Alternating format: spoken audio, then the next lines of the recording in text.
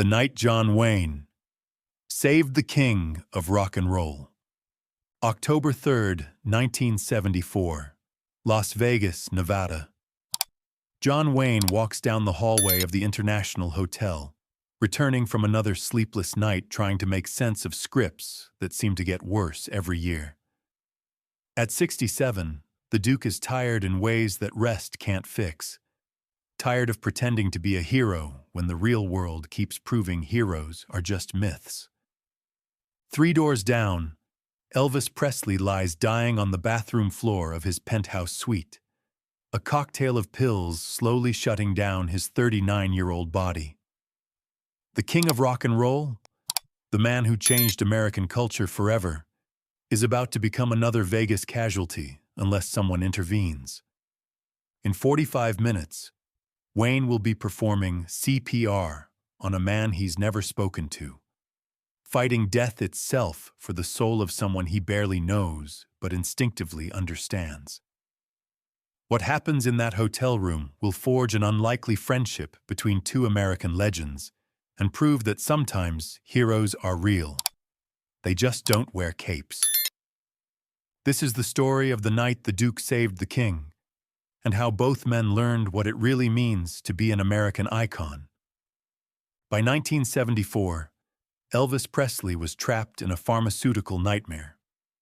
What had started as medical necessity, amphetamines for energy, barbiturates for sleep, painkillers for chronic back problems, had evolved into a 30 pills a day habit that kept him functional but increasingly erratic. The king was surrounded by enablers who depended on his success but couldn't save him from himself. Wayne had been aware of Elvis peripherally. How could anyone not be? Their worlds rarely intersected. Wayne represented traditional values. Elvis embodied rebellion and change. Yet both were prisoners of their own success, trapped by public expectations. Wayne had come to Vegas for meetings about a potential film deal. The night of October 3rd, he returned to his suite exhausted.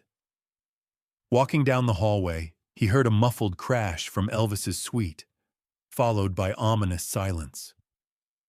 Wayne knocked softly. No response. He tried the handle, unlocked. Inside, he followed running water to the bathroom, where he found Elvis unconscious on the marble floor, surrounded by scattered pills. Wayne had seen death before. In war films, in real life during his service years, in the cancer wards where he'd visited sick children. But this was different. This was preventable death, the kind that waste and stupidity cause. And it filled him with a rage that surprised him with its intensity. Without hesitation, Wayne dropped to his knees beside Elvis and checked for a pulse. It was there but weak, irregular, like a broken clock trying to keep time. Elvis's skin was cool to the touch, and his lips had a blue tinge that Wayne recognized as oxygen deprivation. Wayne had learned CPR during his Marine training, but that was 30 years ago. Still, muscle memory is a powerful thing, and desperation can sharpen even rusty skills. He tilted Elvis's head back, checked his airway, and began chest compressions with the steady rhythm he'd been taught decades earlier. "Come on, son," Wayne muttered between compressions. "Don't you dare die on me." For 10 minutes that felt like hours, Wayne worked over Elvis's unconscious form, alternating between chest compressions and rescue breathing, refusing to accept that the king might be beyond saving. His knees ached from kneeling on the hard marble, his back protested the awkward position, but Wayne kept going with the stubborn determination that had carried him through 67 years of life. Finally, Elvis coughed, gasped, and his eyes fluttered open. For a moment, he stared at Wayne without recognition, his mind struggling through the pharmaceutical fog that had nearly killed him. "Who?" Elvis's voice was barely a whisper. "John Wayne," Wayne replied, sitting back on his heels, exhausted from the effort of bringing a man back from the edge of death. "And you're going to the hospital?" "No." Elvis tried to sit up, failed, and collapsed back against Wayne's arm. "No hospitals. Press will find out." "Son, you just almost died. Whatever killed your pride won't matter if you're dead." Before we continue, let me ask you something. Have you ever had to save someone who didn't want to be saved? Drop your thoughts in the comments. Wayne called 911 from the sweet phone, then spent the next 20 minutes keeping Elvis conscious and coherent while they waited for paramedics. It was during those minutes, sitting on the bathroom floor of a Vegas hotel suite, that two of America's most famous men began to understand each other. "Why did you help me?" Elvis asked, his voice stronger but still fragile. Wayne looked at Elvis, really looked at him, and saw past the fame, the jumpsuit, the mythology. He saw a young man who'd been given everything America could offer and found it wasn't enough to fill whatever emptiness drove him to swallow handfuls of pills. "Because you're America's son," Wayne said simply.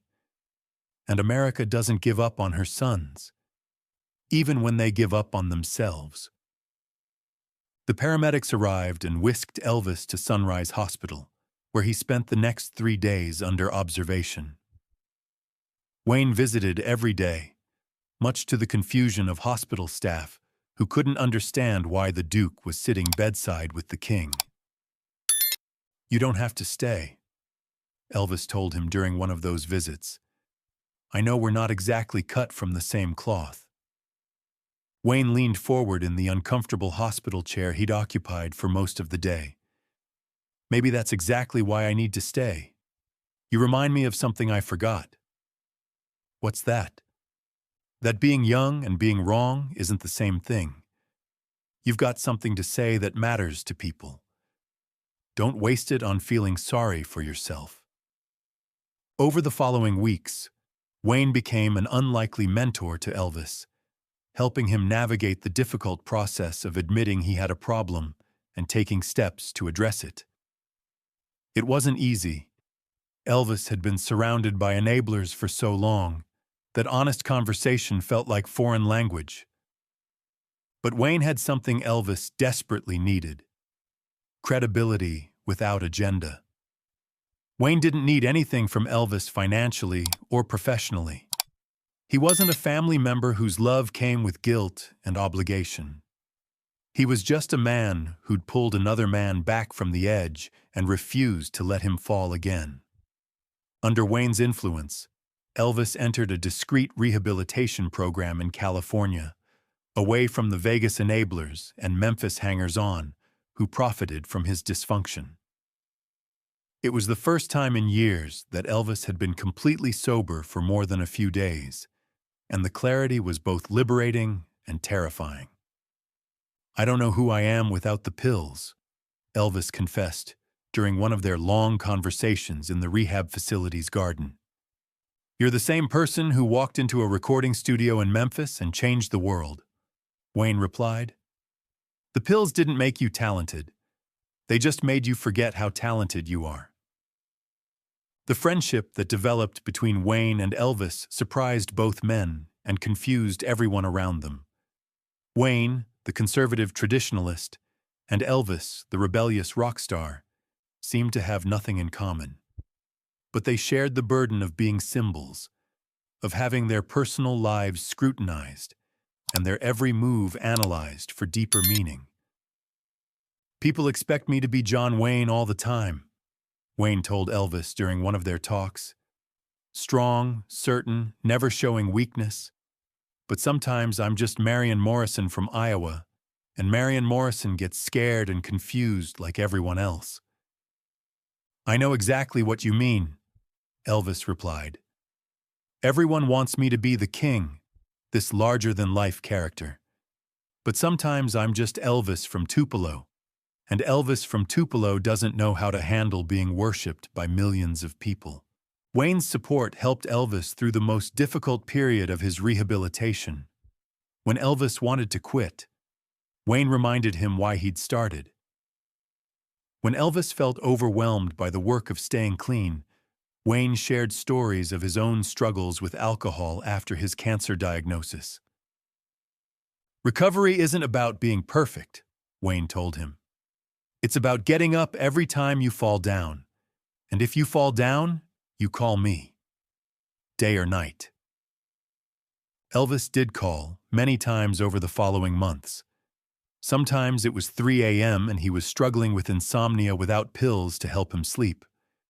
Sometimes it was during the day when the craving for artificial energy became overwhelming. Wayne always answered, always listened, always reminded Elvis that staying alive was worth the effort.